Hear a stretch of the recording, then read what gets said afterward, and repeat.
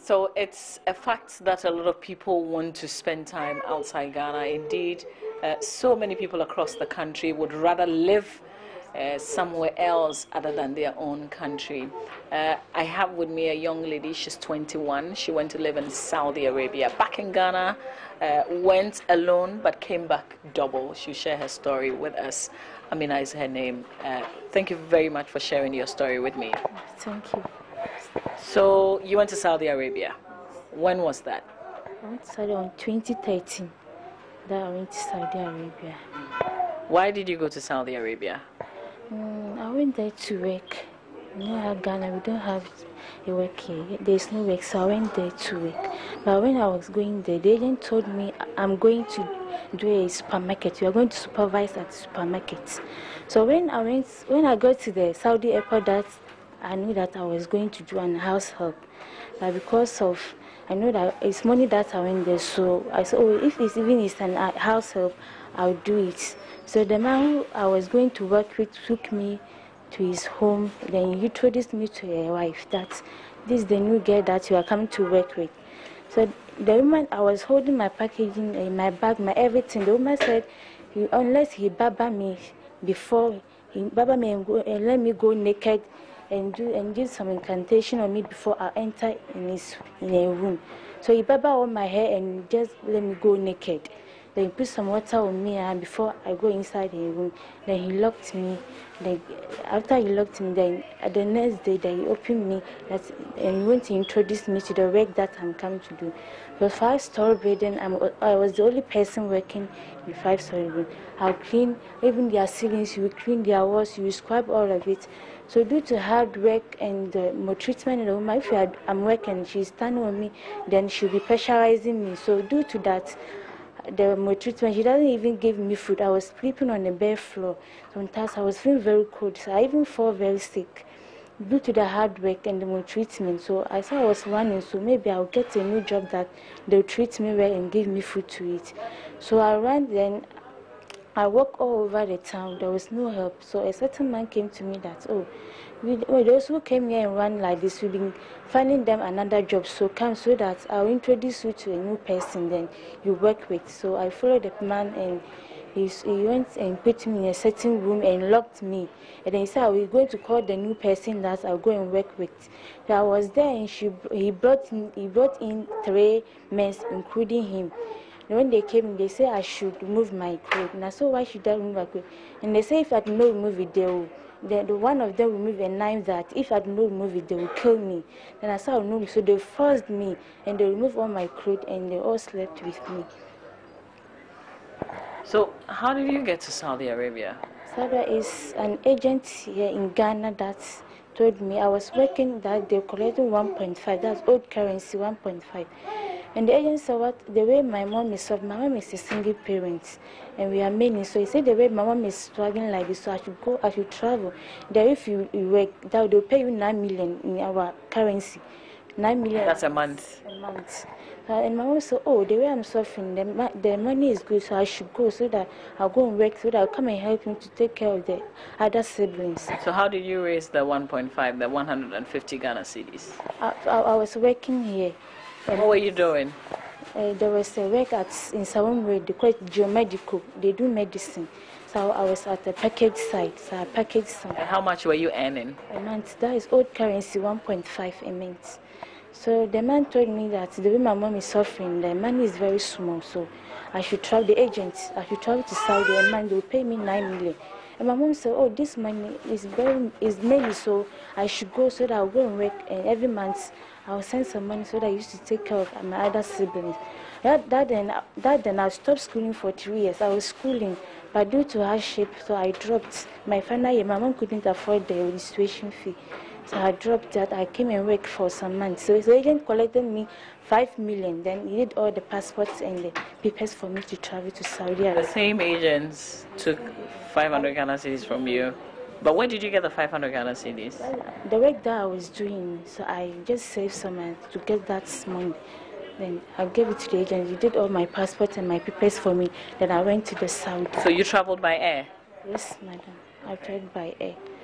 So due to the maltreatment and everything, the woman doesn't give me food. So I ran. When I ran, and some men also saw me and they raped me. They were 3 men, and they all slept with me. All the 3 guys slept with you? Yes, ma'am. So after they slept with me and they just pushed me outside, I should go. If I come near them, they will kill me. So one of them was going. I was following him very small. Then all of a sudden, I've not seen him again. So I continued just roaming in the town. Where? When you say the town, where? Saudi Arabia. The town that went, the town is called Riyadh. Saudi. The area that I went is called Riyadh. So did you see any Ghanaians there? No, I don't see any Ghanaians. So when they pushed me outside, they said I should not come here. If they saw me, they would kill me. So I was just roaming at Saudi, and then I saw some man. It seems he's come to put something in his store. And I told him that this has happened to me, but I had not told him they've raped me.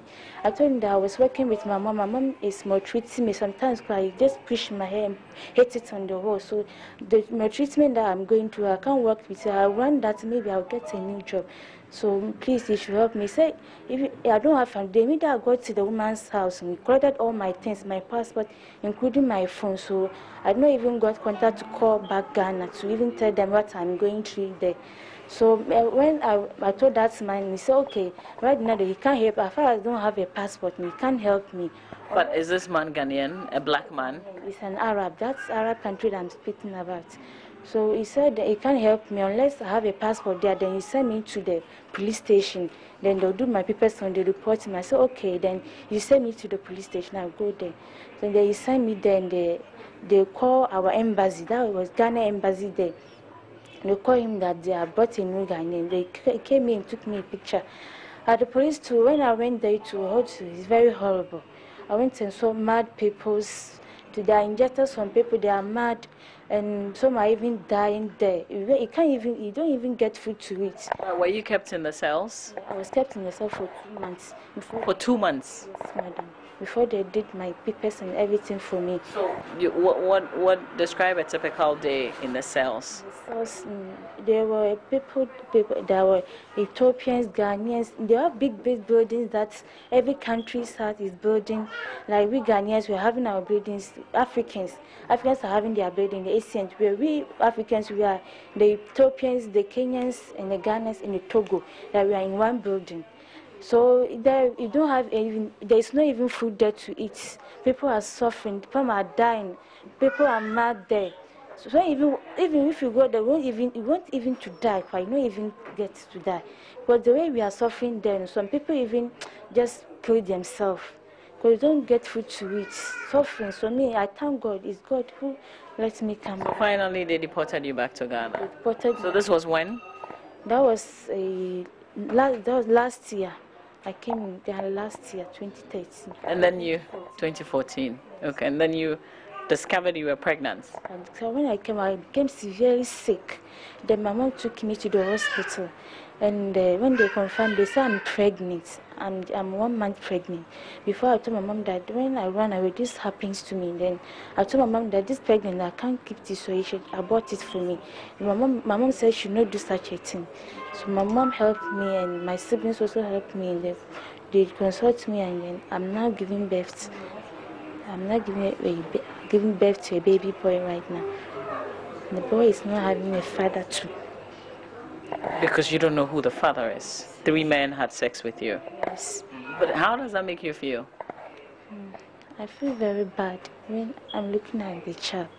Because when I came, the support that Sawa Foundation too, they were the one who took care of me when I was pregnant. It's our foundation who took care of me, and I've given birth. Sometimes what I'll eat is a problem. So they are the one who supported me, and then I've given birth right now. So who do you blame for your situation?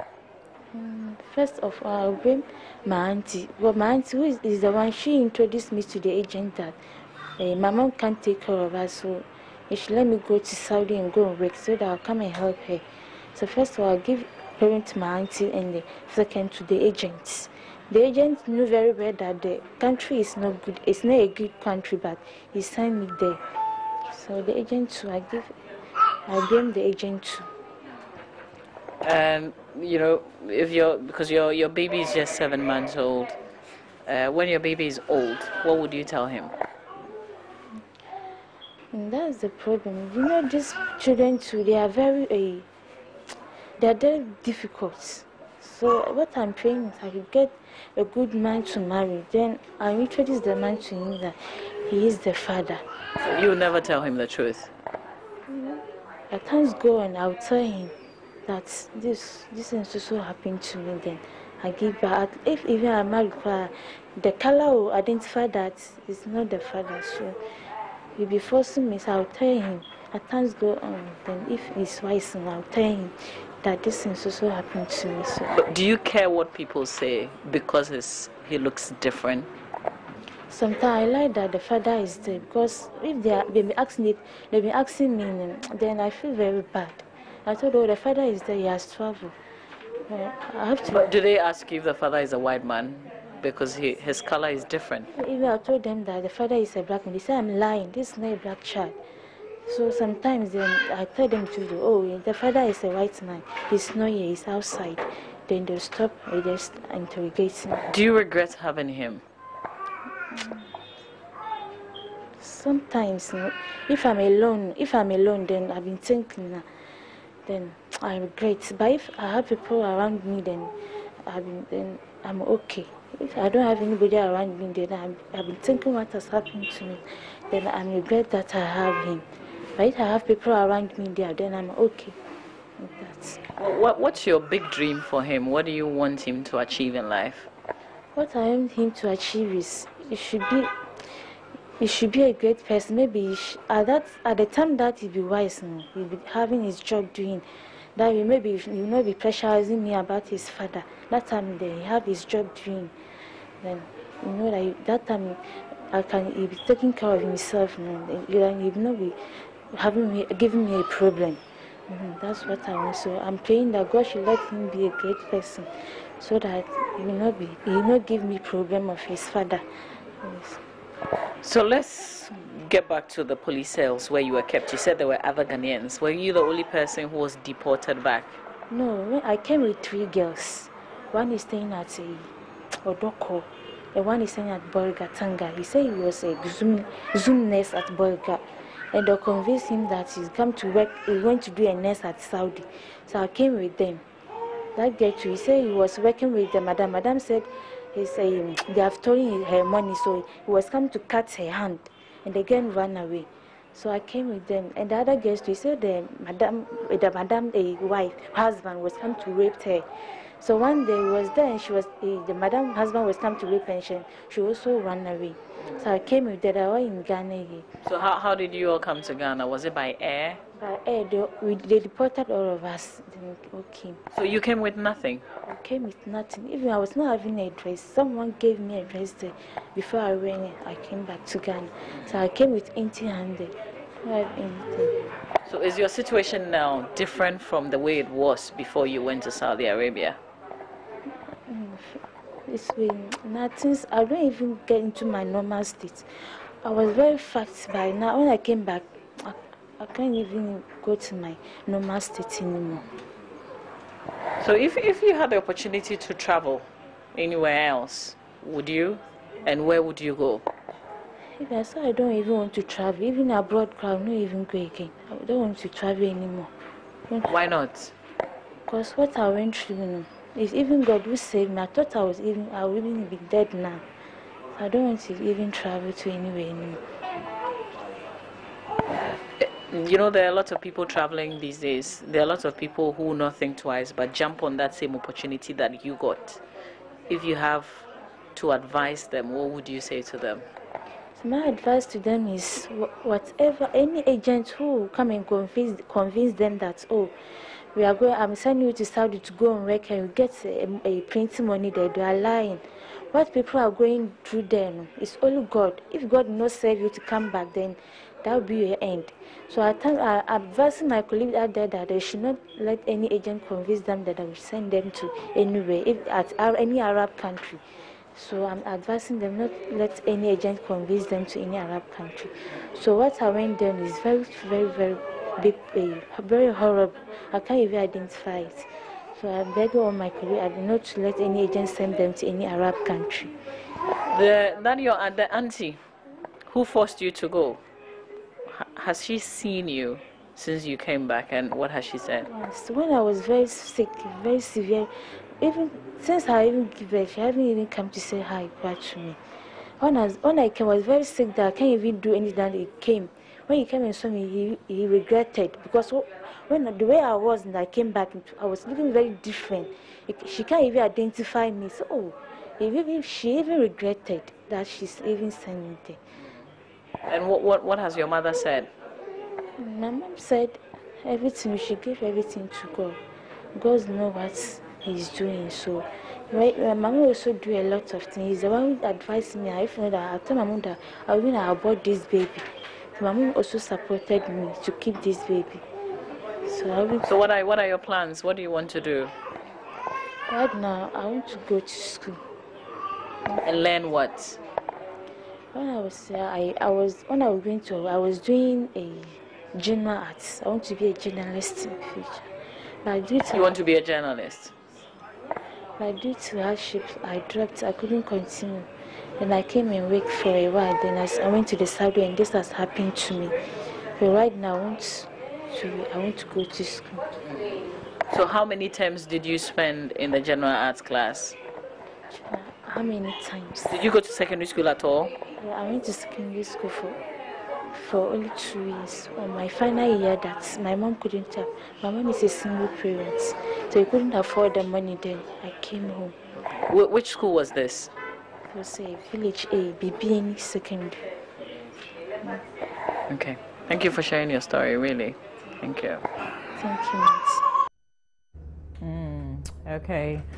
All right, so very chilling story of Amina. Obviously, for obvious reasons, we couldn't show her face, but she's told her story. How many of such persons do we have in our system? And after hearing that story, do you still want an agent to send you somewhere outside of Ghana for greener pastures? I'll give you some statistics. Data from the Ghana Immigration Service revealed that as many as 2,940 Ghanaians were deported to Ghana last year. We're talking 2014. I've got with me here the head of public affairs with the Ghana Immigration Service, Francis Pamdirty, to share a lot more with us on the show. Good morning to you, and thank you for your time. Good morning. How many of such stories do you hear? I'd say we've heard quite a number of those stories, not only last year, but the year before. We had this project called ENIAS Project. It was basically meant to dissuade our young men and women from traveling irregularly. Usually some of them would just go by the desert, some would get all kinds of documentation, false documentation to travel abroad. And we went on this campaign for 3 years. But you know, when people are bent on seeking greener pastures, it's difficult to tell them that the grass is not really greener out there, and that economies, they are also facing their own challenges. But you still have people going, irrespective of the council, irrespective of the education you put out there.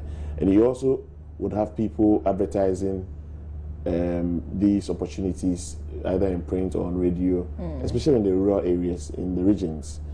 We have, last year in particular, from September to January, we've had about 350 ladies being brought back home. Some voluntarily, some were deported, and the stories they came up with were quite harrowing. And so it's not a story we're not familiar with.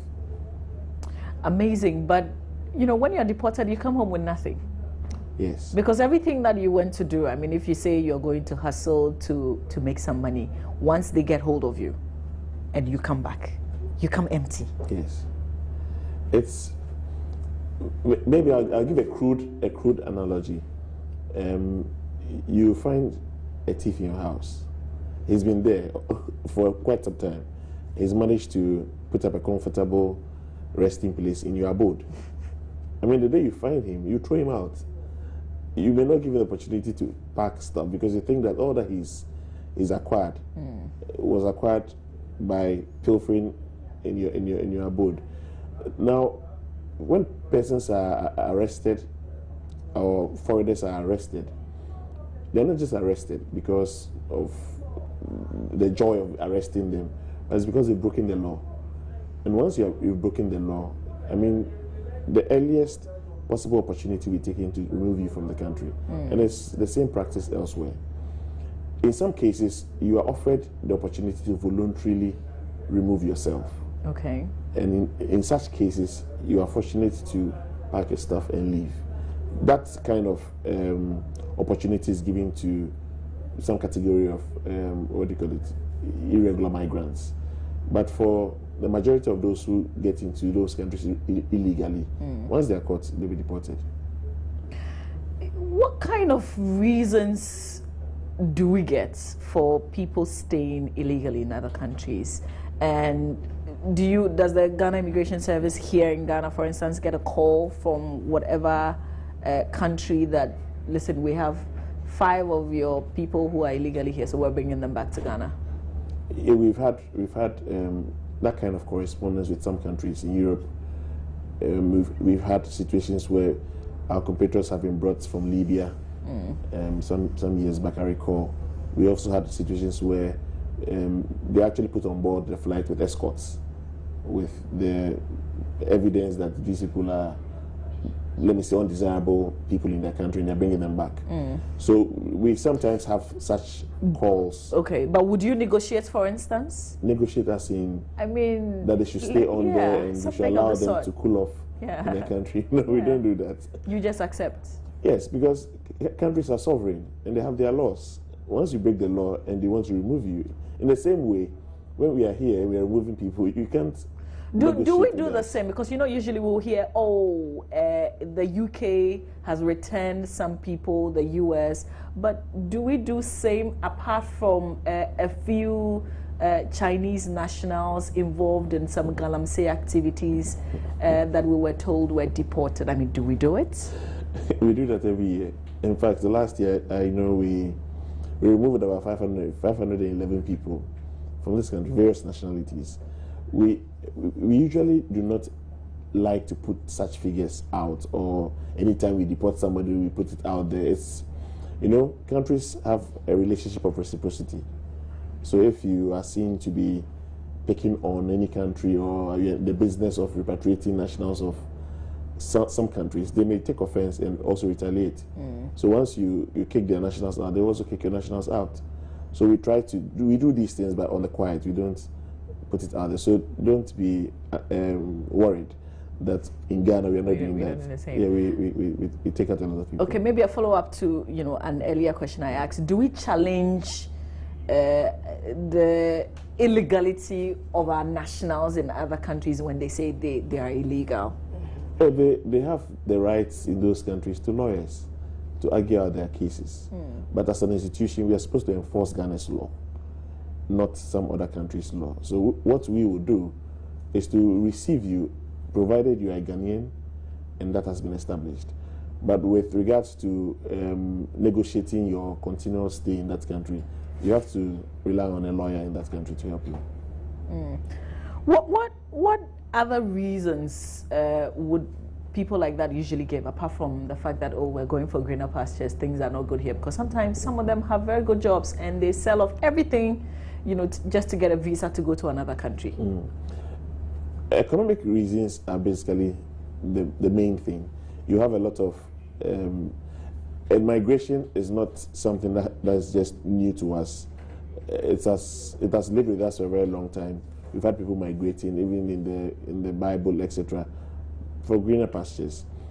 But other people may be leaving their respective countries because of the fear of being persecuted, or their lives being threatened, or their liberties being threatened, or there's civil war, there's strife, or they are being picked on basically because of their race, religion, etc. They may want to leave because they feel unprotected in that country. So those are some of the reasons that others will give. You also have a situation where people's lives are just threatened. They are running out. So you have people who are also seeking asylum, maybe for reasons of political persecution or some form of tribal persecution, and they want to leave. But most of the people we encounter, or most migrants, basically migrate for economic reasons. So these agents who take people and who make promises to them, I mean, is the Immigration Service interested in them at all? Because some of these things start with them. Can we stop it from happening? I think Ghana is interested in them, not just immigration. So all other security services are looking into it. I know some efforts are being made to address the situation. There was a sudden revelation recently that companies, sometimes they don't go as individuals, but companies elsewhere come for them. There's a different visa for those kind of processes. So you would not, for instance, find them like Amina, the girl I spoke to. You will not find her go to the embassy for a visa, but a company in any of these countries would get the visa on their behalf. How does it work? Countries will plant an embassy in your country once. I mean, there's this arrangement of reciprocity. So some of these countries do not have embassies in Ghana. So there's what you call this visa on arrival arrangements and all kinds of arrangements, either on the internet, they have their websites, and once you meet their criteria, you'll be admitted in their respective countries. So those agencies out there arrange, and it's legitimate. They arrange for these people to come in. The challenge has just been that sometimes the agents exaggerate the opportunities out there, and when they get there, they're disappointed. Those agencies also do not know what the agents down here are telling the prospective traveler, and so they also get there and they are disillusioned because that's not what they were told. Naturally, when you're disillusioned and you're thrown into some other job you were not psychologically prepared for, you are likely to have challenges, and once you start rebelling, I feel I've paid so much to have you work with me, and you are here not working, and so they start torturing them and abusing them. Have you heard of the other stories that they take your passport from you? I mean, once you arrive in their homes, they take all your documents from you. Is that legal? It's not legal, but they are not in their familiar jurisdiction where they can quickly run to the police and say, oh, my passport has been taken from me by somebody who is not authorized. In those countries, I hear domestic workers do not have any kind of regulation governing their activities, unlike other professions. So even as some are complaining about some Saudis' attitude towards them being inhumane, I mean, they also have very strong regulations protecting migrants who are working there. And those professions are professions that are well regulated. Unfortunately, domestic helps do not fall in that category. So naturally, employers may want to abuse your rights and say, I have to keep your passport, because what if the next time you step out of the house and you don't show up again? I've paid so much to have you working with me. How successful has your project been, the particular project to get people from going to some of these areas to go and work? I tell you what, today, if you were to announce that the U.S. Embassy in Ghana was looking for people to go and fight in Iraq or Afghanistan or any, you'll be amazed the number of people that we will get, professionals who would volunteer to be in such places to work. Why do people so much want to get away from Ghana? But also related to your project, should we just allow them to go and be deported, let them find out what it is out there, and then get back to Ghana? I think this situation is not peculiar to Ghana, because I know in Poland, I mean, even in Europe, citizens are leaving their countries to other countries in Europe they think are flourishing. Yeah, but isn't it for economic reasons? Absolutely. You know? I mean, if you're in Greece, for instance, you don't want to be living there right now. So I just want to clarify first that it's not peculiar to Ghana. But Ghana is stable. I mean, things are hard today. But Greece is stable. Greece is not stable. Greece is stable. They're not in turmoil. But I think that human beings would always seek the best for themselves. If you think that you're not making ends meet, or your desires and expectations are not being met here, naturally you want to go somewhere else. Maybe you think joining the U.S. military will solve your problems, and maybe you think you'll not go to war. But I believe those are individual choices that people make, and you can't really control that, especially in the democratic dispensation we have. We can only educate. We can only tell them the situation that's going on there. We've had some running documentaries on TV, and I think Multi-TV carried some of the documentaries where we tried to let people appreciate that it's dangerous going to Europe or America without the right documentation. You'll be exploited, and you will not enjoy that environment as you would have thought will be comfortable for you. So we'll do the best we can in terms of education. But the other leg is that when these people are stranded, we are then called upon to try and rescue. And the human trafficking law mandates the police and immigration to rescue. But you cannot rescue without funds. People are out there. So I believe the Human Trafficking Fund, which is supposed to support such activities, building up shelters. Somebody may come from Saudi Arabia under these circumstances and will not even know how to get home because he moved from a certain village all the way to Accra and off. So you need shelters, you need some support mechanisms, vocational centers, also to build their capacity to remain in Ghana. Those things will have to be done by the Human Trafficking Fund, and I believe if it is well resourced, we can also have access to it to conduct rescue activities. We've done a few, but I think we also challenged when it comes to resources. We have the borders to look at and protect. So if you find yourself in a certain country, you are illegal, and you want to come back to Ghana because things are hard, what do you do? If you're illegal in some other country, yes, hopefully you should have a return ticket. And once you... Usually when they are going like that, it's just one way. No, one way you'll not be admitted. One way you will not be admitted. You can't voluntarily say you want to be repatriated? No, so the arrangement is that with some of the conditions that attach your visit to a country is to prove that once you are in that country, you would also leave when your time is up. So when you tell people you tell them you'll be leaving, you want to stay for 2 weeks, it is expected that you would stick by that arrangement. So you must have a return ticket to prove that indeed you return. So once you get there and you are there illegally, tickets I know last for a year. So once you are there and you go outside the 1 year, means that that return ticket is dead. You have to buy a new ticket. But once you indicate your willingness to voluntarily repatriate yourself, nobody will stop you. They will help you to leave. Which of the countries do we send nationals back the most illegal in Ghana? I can't mention that. Why not? It wouldn't be fair. But which foreign countries bring back our nationals who are illegally living in their country the most? I think that, let me say, most of them are from Europe, and then some from America, and then Asia. In a year, how many of such people would we have back in Ghana? Last year we had a little over 2,000 returning to Ghana, and the number keeps fluctuating. So okay.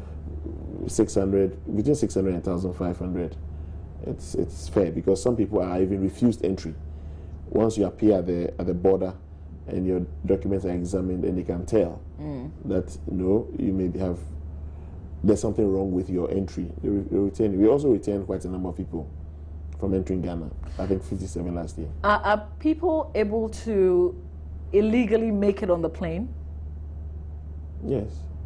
Okay. It's possible, but it's difficult. It's more difficult these days than previously, because every day security is beefed up. Every day officers are being retrained and trained to look out for such people. It's very difficult this time, but in the past it was possible to get on board. Basically, getting on board illegally is one, if your documentation is false, and it was difficult to detect that you are traveling with a false documentation, you can get on board.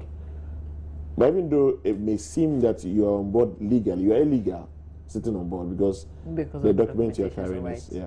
Okay. I was just thinking, can people go without any documentation at all and get on the plane? It will I think be- there was such. It will be, how do I call it? A serious security breach. Okay. It will not happen. It would happen in Ghana. No. I'm just thinking that I can confidently walk into that airport, you know. Just you'll be very daring to do that. Maybe I don't know. You may not succeed, but you may maybe cross one line or one level. Okay. But the levels are many. So finally, something that I asked my colleague Roland Walker, I've got to ask you. Which other country would you love to live in apart from Ghana? I want to answer that question. I love Ghana. All right, I want to say thank you for your time, really, My and I pleasure. hope that this, you know, Amina's story and the things that you've shared with us, people would see and know that it is not right to, without any proper documentation, travel to seek greener pastures in another country. Sometimes when the kitchen is hot, what do we do? You just open the windows for fresh air to get in. Thank you very much. pleasure. Still to come, we've got the Easter destinations for you, but I want to say thank you to the head of public affairs at the Ghana Immigration Service, Francis Pamdeti. He's been my nice guest this morning on the show. Still ahead, the Easter festivities have begun, and the popular Easter destination is Kwewu. You can't talk about this location without mentioning the plush houses. This morning, we'll take you to Kwewu. Are we in Kwewu right now? We've still got AM Talk coming up, so stay with us here on the show.